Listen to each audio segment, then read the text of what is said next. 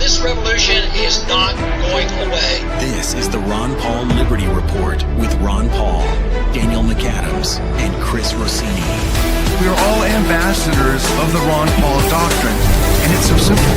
Just tell the truth. An idea whose time has come cannot be stopped by any army or any government.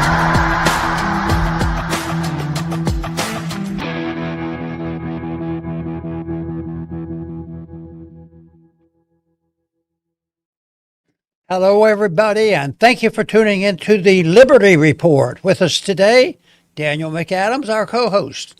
Daniel, good to see you. Good morning, Dr. Paul. How are you this morning? Doing well, Good.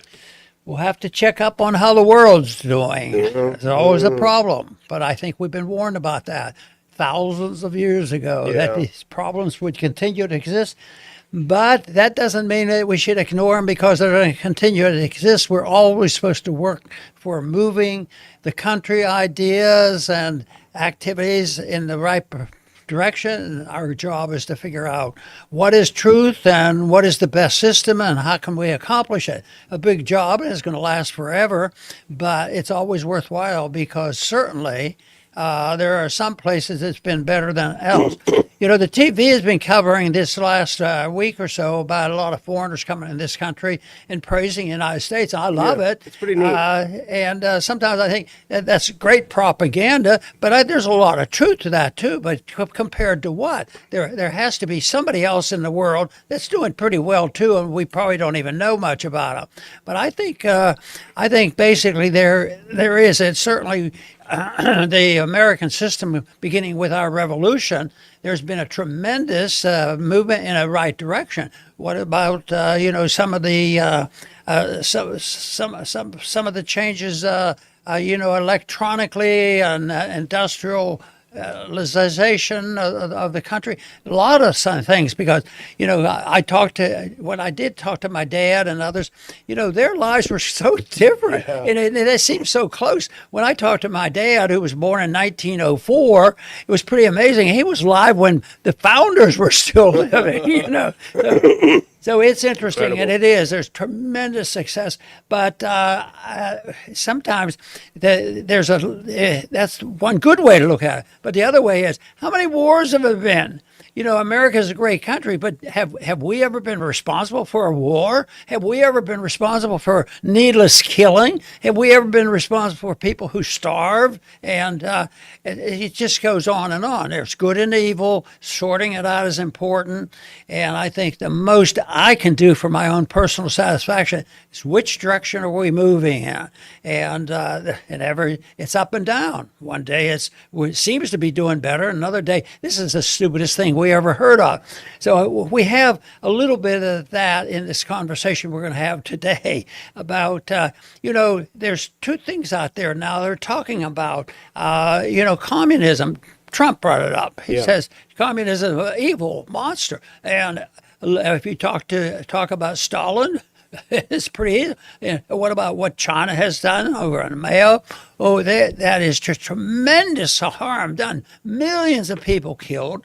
And of course, if you're honest with our foreign policy and our needless wars, even just since World War II, we don't find it very exciting, because a lot of people have died and they don't get it recorded because body bags of American soldiers rightfully are counted, and they can change people's mind. But I'll tell you what, there's a lot of people who suffer we never hear about. And when we read stories now that some of our bombs and our allies have maybe intentionally but very carelessly bombed schools where 100 kids died, that kind of stuff. So what I'd like to address today, Daniel, is this whole thing of Trump's statement that communism is the biggest and the worst evil. And he has a point, and I mentioned those points, but that doesn't mean that it's exactly like Stalin. Matter of fact, I sort of have a belief that the Soviet system, although there's a fight going on in Ukraine, if you look at it closely, it has nothing to do with the aggressiveness of evil communism. It has to do with NATO and a lot of other things. And that's why we have to think about that. So, yes, communism has been bad, still is bad. It's authoritarian. But there are other systems that come across and they trick a lot of people into believing into something. Matter of fact, they won't even call it anything. And that is something that we've been talking about more lately, and that is corporatism, because it's going on. And that means the association and the partnership supposedly up front and creating a better world. And that is when the business people, the corporations, get together with big government. And, when I first heard stories about this, I was told that, do you know that big business people helped Hitler when he was rising to power? And, it was easy for me to dismiss that. That can't be true, be true. But then as time goes on, you start looking at this and you realize what's going on. So that's what we want to deal with today. The evils of communism. Is it the worst thing? And is it something that there's no comparison? And also introduce, at least to emphasize, the traditional and long-term history of the combination of big business who have special controls, who end up with a lot of wealth, and yet a lot of people, including myself, would say it's a very, very dangerous idea, and it's been going on. And like I mentioned, even it was at the time of Hitler coming to power. So this is something. But corporatism is sinister, is sneaky. It sounds good. It provides jobs. It provides productivity for a while, until it morphs into something different. And that's why I think it's very, very dangerous, because it looks good, but it's morphing in a direction daily. And then when you have almost daily, I have about 4 or 5 announcements here of the coming together of big business and big business right out in the open. Here's one. OpenAI discusses handling Trump administration a 5% stake in a computer company. It's on and on. You can find it all over the places. And then they also use war for this. The military-industrial complex. Sometimes these wars aren't meant to just kill people like they end up doing. They're there, to do good. At least that gets sold to the people, because it's very hard. Just think if we compared Daniel, to the votes that we witnessed for these decade or so now, that it was very bipartisan, supporting all this stuff, saying, well, we have to fight these wars, and not even wanting to recognize that that's where so much of the evil starts. And how do these wars get started? And that's why this blends together. Talk about communism and generalities, and we talk about why do we have to have so many wars? And there's an answer to it: simple, non-interventionism. Yeah, that's it exactly, Dr. Paul. And it's interesting, as you say. I mean, I've been reading a lot about this, but it's almost quaint. Maybe it's an anachronism, but that Trump is coming out now denouncing communism. It does seem anachronistic, because basically the idea of communism was probably dead, in the 50s, late 50s. Certainly by the 70s, it was clear that it was not a system that could be sustained. And then, of course, by the 80s. It became a shell of its former self. And I don't see anyone in the U.S. erecting statues of Lenin or Trotsky, so it's an odd thing. Put this up. It seems like a straw man argument or a search for a new bogeyman. But here's what he said. Communism is the greatest threat to our country since World War I, World War II, Pearl Harbor, or 9/11. President Donald J. Trump. And he expanded on that when he gave a talk at the opening of the Teddy Roosevelt Presidential Museum. You might want to put your earpiece in. Let's listen to that first video of President Trump expanding a little bit on his concerns about communism. You might want to grab that earpiece, Dr. Paul, and listen up to what President Trump had to say at the opening of this museum over the over the past week. I don't know what happened to our videos. We got a video. Do we have the video there, or is it? It's telling me to sign in for this one, so give me 1 second. Okay, we'll wait just for a second on that. Yeah, we have Trump talking about it. It's obviously something on his mind, quite a bit on his mind, the communist threat, and okay, let's listen in, Dr. Paul. TR was also a. Let's listen in on this. Got it. TR was also a staunch and ferocious opponent of a thing called communism. You've been hearing a lot about that lately. He said the doctrines of communistic socialism, if consistently followed, mean the ultimate annihilation of civilization. Other than that, he thought it was wonderful. As we're seeing now, communism is the greatest threat to our country, including, I believe this. You know, when I said it, I said, boy, that's pretty severe, but I think it's true. It's the biggest threat to our country, including World War I, World War II, Pearl Harbor, September 11th. I think it's a bigger threat, potentially a bigger threat than that, because it's like a cancer that spreads, and you better stop it fast. We will never let the United States become a communist country. Won't happen. Where is it spreading? I mean, where is communism spreading? Where are we? Where are the people taking over? Yesterday we talked about semantics and words, and I think that's part of the problem here, is because it's overkill when you try to nail it down. Communism is it, and still talk about Soviet type of communism. That's what they want us to think about. But there's still socialistic ideas floating around. There might be 10 different versions of it. The most recent version that seems to be getting some attention to, and that's democratic socialism. Yeah. And that's okay because it's democratic. You get the majority. Of course, the majority is something you should fear, because when they do something wrong, they have to destroy the minority. And some of the people who are most adamant about fighting for the minority so they're treated fairly are the ones who support this kind of stuff, where you get 51% ganging up on the 49%. And that's why you see wealthy people getting wealthier, poor people getting poorer. And there's so many different types of socialism that goes on. I'd like to, well, in my mind, is what I do is I divide it up into a couple categories. Authoritarianism.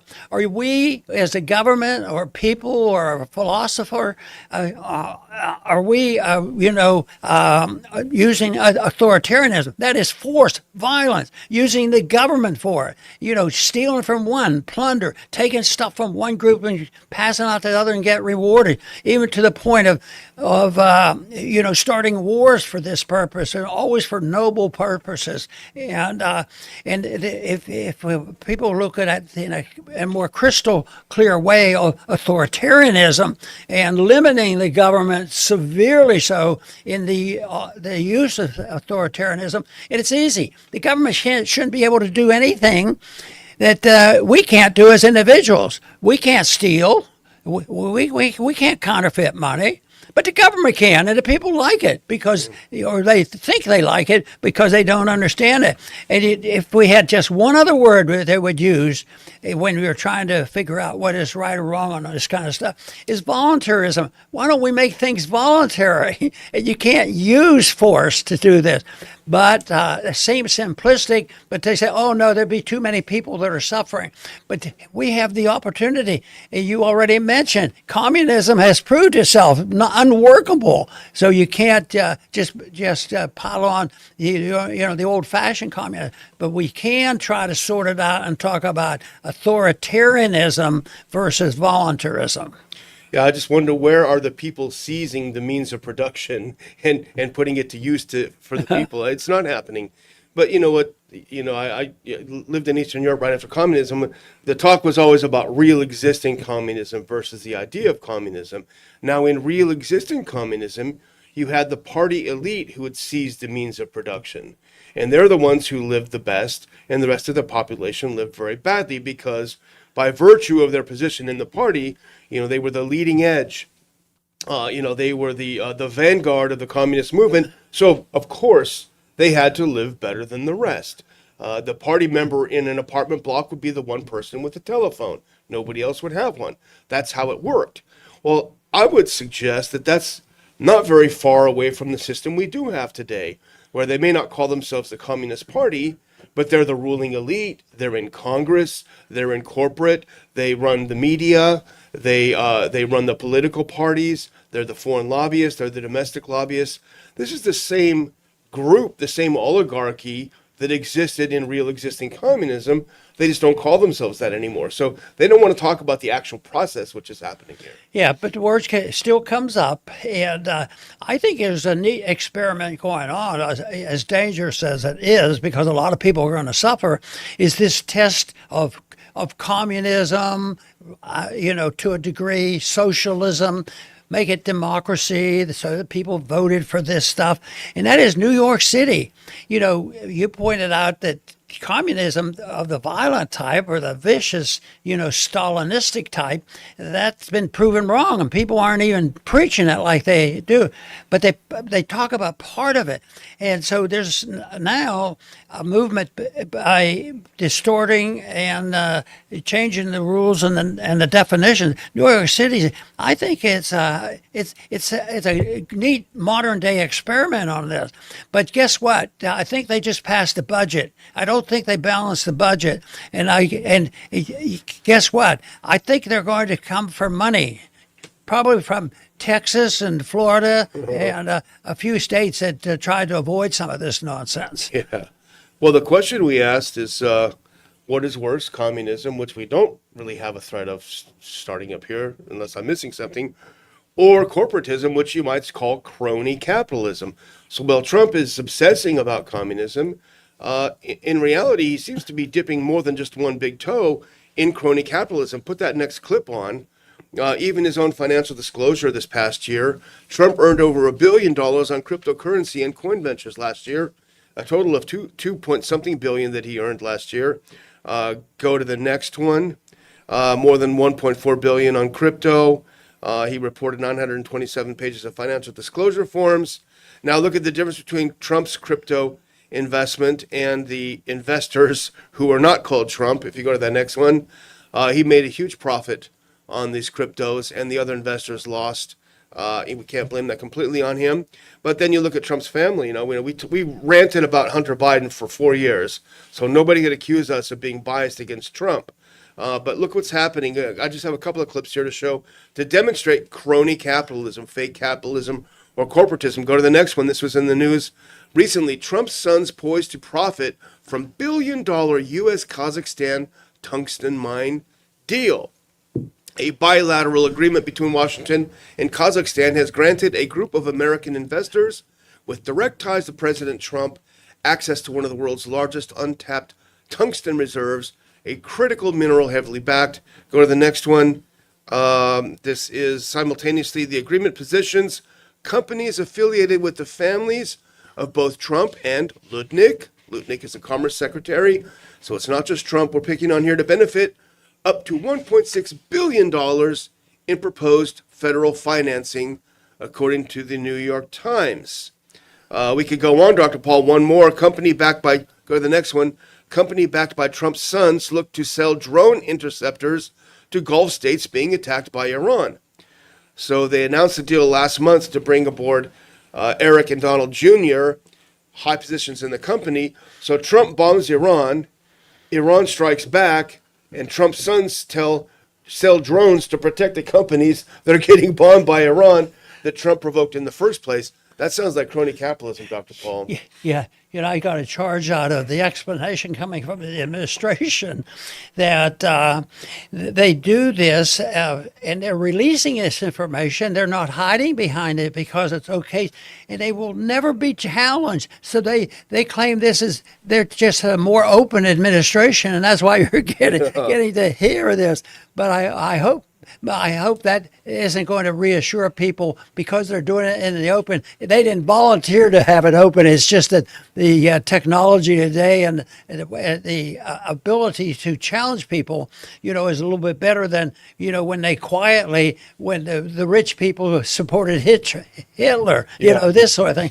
So this is good. So I think it's a shame they have to, New York has to go through this, but they have been ingrained. I mean, with this philosophy, the people have some common sense. They leave those places. That's the one great thing that has occurred recently, is that the founders, wanted even much greater separation of the states, practically being individual countries.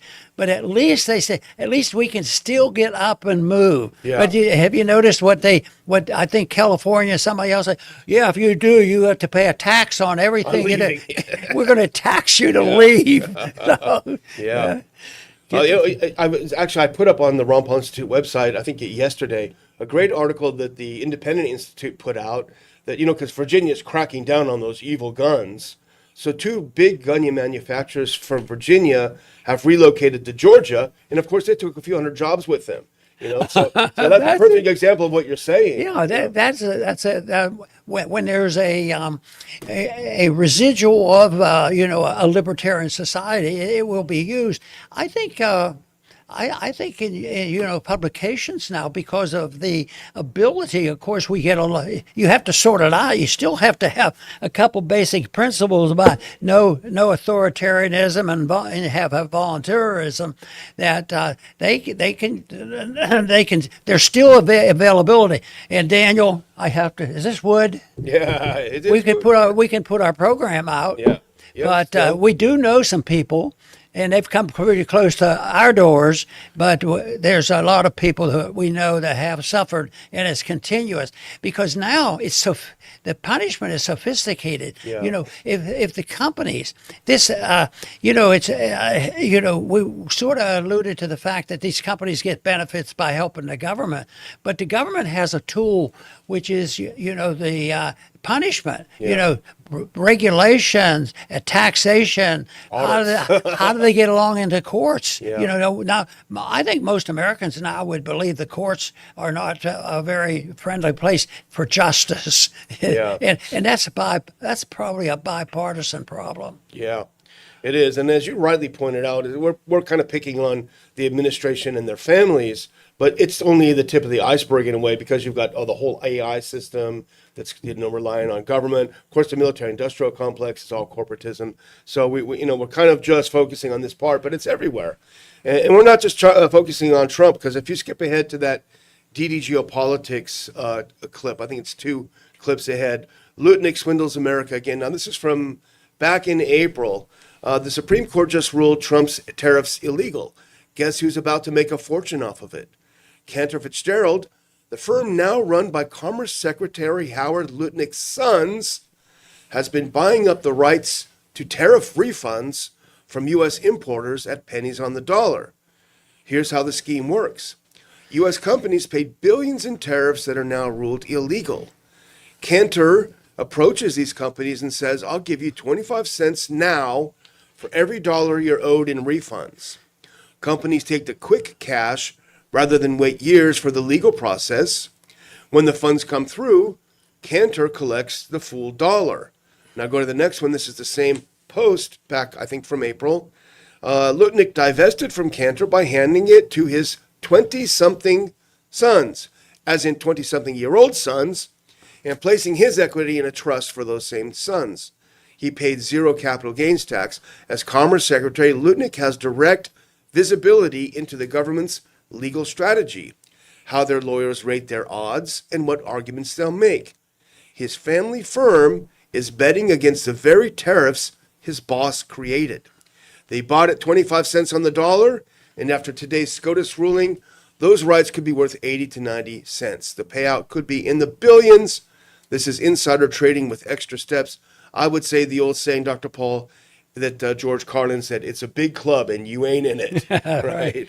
but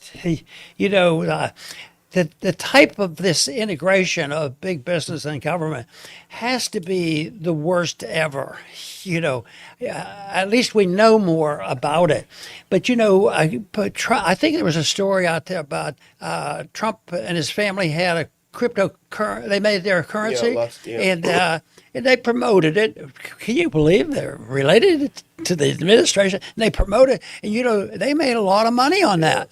And then the value of the currency went down sharply, and guess who was holding the losses? Yeah. His supporters. Yeah, His supporters that went out and bought it. Now that's a bit of an irony. I'd be pretty ticked off if that was me. I didn't buy any. Yeah, I skipped it too.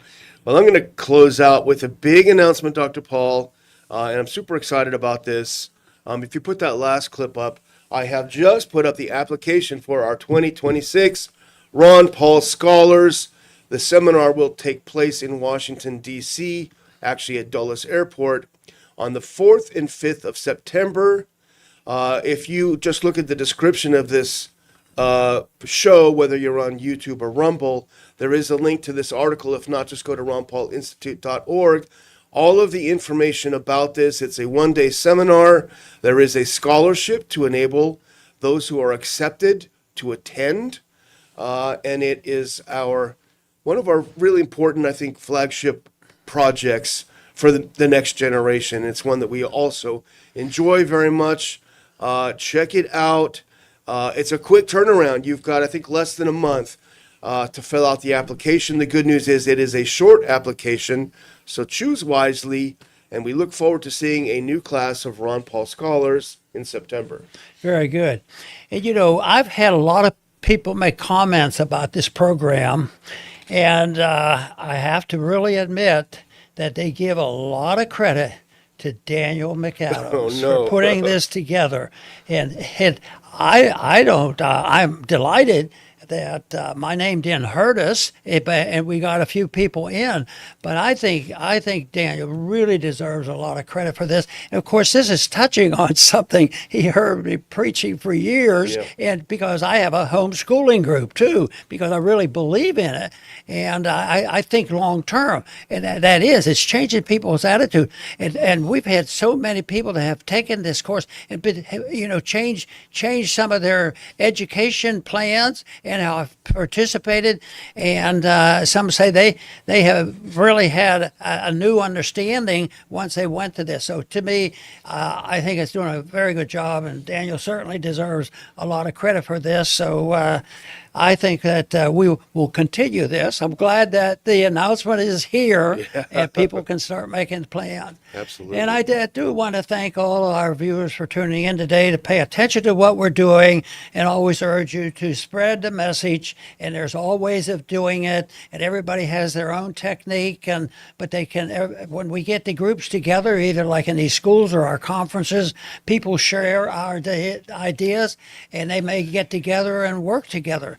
So I think that is so much more powerful and effective than television ads and things like that, because this has people sit still for a minute and they digest what they're getting, and it will change them.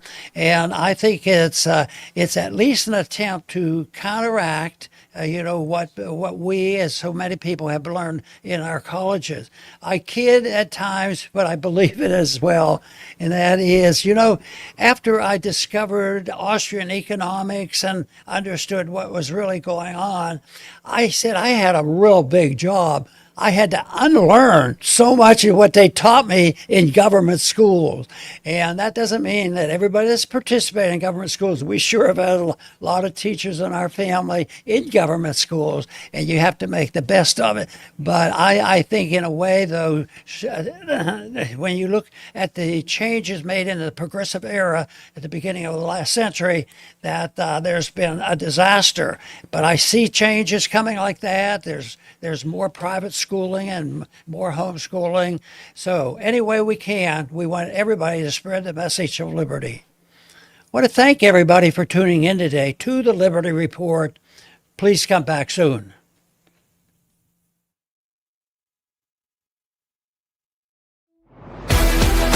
Thanks for watching the Ron Paul Liberty Report. Like and subscribe to help spread the message. And until next time, live free. This country